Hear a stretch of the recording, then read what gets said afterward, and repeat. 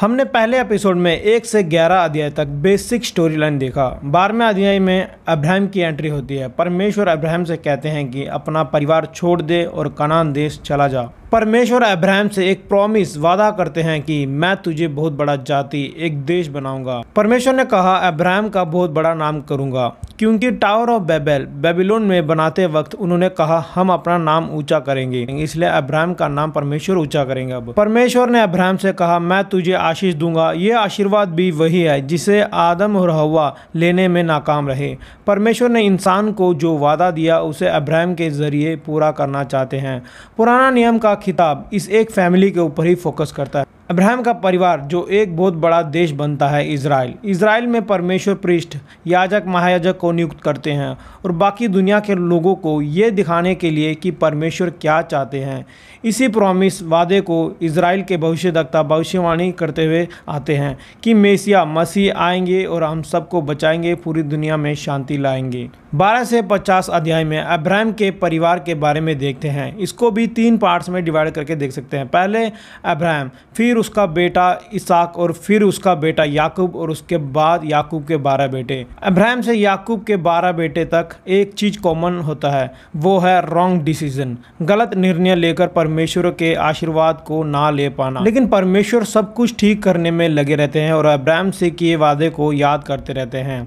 Abraham 2 गलतियां करता है। पहली, अब्राहम की बीवी सारा बहुत सुंदर होती है जिससे बाकी लोग उसकी ओर अट्रैक्ट होते हैं, जिससे अब्राहम डरता है कि कहीं उसे मार ना दे। इसलिए अब्राहम अपनी बीवी को बीवी नहीं बल्कि सबको बहन बताता है, जिसके कारण सारे प्रॉब्लम्स क्रिएट होते हैं। और दूसरी गलती, अब्राहम और सारा के बच्चे ना होने के कारण सारा के कहने पर अब्राहम हाजिरा सारा की दासी नौकरानी के साथ सो जाता है और इस्माइल पैदा होता है।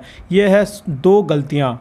15 से 17 अध्याय में देखते हैं अब्राहम दुखी होता है क्योंकि 99 वर्ष तक अब्राहम और सारा के कोई बच्चे नहीं होते। परमेश्वर अब्राहम को फिर से बुलाते हैं, वादा पूरा करने की बात करते हैं और कवनेंट वाचा बांधते हैं कि जैसे आकाश के तारे हैं वैसे ही तेरे बच्चे भी, तेरे वंश भी होंगे। तू बहुत से देशों के पिता कहलाएगा और बहुत से देश तेरे द्वारा आशीष पाएंगे। फिर अब्राहम परमेश्वर पर विश्वास करता है। वाचा का निशानी यह होगा कि वो अपने बच्चों का खतना करे। इसके बाद अब्राहम के बच्चे होते हैं। 175 वर्ष की उम्र में अब्राहम की मृत्यु होती है। यह है अब्राहम की कहानी। अब हम इसहाक और उसके 2 बच्चे ईसाऊ और याकूब के बारे में देखेंगे। ईसाऊ एंड जेकब। याकूब अपने नाम के हिसाब से है, जिसका मतलब धोखेबाज। याकूब अपने भाई और बुजुर्ग अंधे पिता को धोखा देता है, जिससे पहिलौठे का अधिकार और आशीर्वाद दोनों को ले लेता है। याकूब की 4 पत्नियां होती है, लेकिन वो सिर्फ एक से ही प्यार करता है, रेचल, राहेल, जिसके कारण परिवार में कंपटीशन ही होते हैं, मिलके नहीं रहते। और इसी के कारण याकूब ने अपने मामा लाबान की 14 साल सेवा की। जैसे याकूब ने अपने भाई को धोखा दिया, वैसे ही उसको उसके अपने मामा ने भी धोखा दिया। और फिर याकूब अपने बीवी और बच्चों के साथ निकल जाता है। और उसके बाद एक अजीब घटना होती है याकूब का मलयूद परमेश्वर से। वो परमेश्वर से विनती करता है मुझे आशीर्वाद दे, नहीं तो मैं जाने नहीं दूंगा। परमेश्वर उसे आशीर्वाद देते हैं और उसका नाम भी बदल देते हैं, याकूब से इज़राइल कर देते हैं। इज़राइल का मतलब परमेश्वर से मलयूद करना। अब लास्ट पार्ट देखेंगे, याकूब और उसके 12 बेटे। याकूब अपने सारे बेटों में से यूसुफ से ज़्यादा प्यार करता है, जिसके कारण उसके बाकी 10 बड़े बेटे उससे जलते थे। इसलिए वो इसको किडनैप करते हैं और इसे ख़त्म करने का प्लान बनाते हैं। पर वो 10 भाई इसे इजिप्ट मिस्र के एक बंदे के हाथ बेच डालते हैं गुलाम बनने के लिए। फिर गुलाम से वो जेल में चला जाता है। परमेश्वर उसके साथ होते हैं, इसलिए यूसुफ को जेल से बाहर निकाल लाते हैं।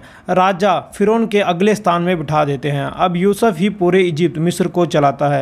यूसुफ दुनिया के अकाल से मिस्र इजिप्ट को बचाता है और अपने भाइयों को भी भुखमरी से बचाता है। हम यहाँ पर ये देखते हैं कि अब्राहम के वंश ने फिर से गलतियाँ की, लेकिन परमेश्वर ने फिर से सुधरने का मौका दिया हमेशा की तरह।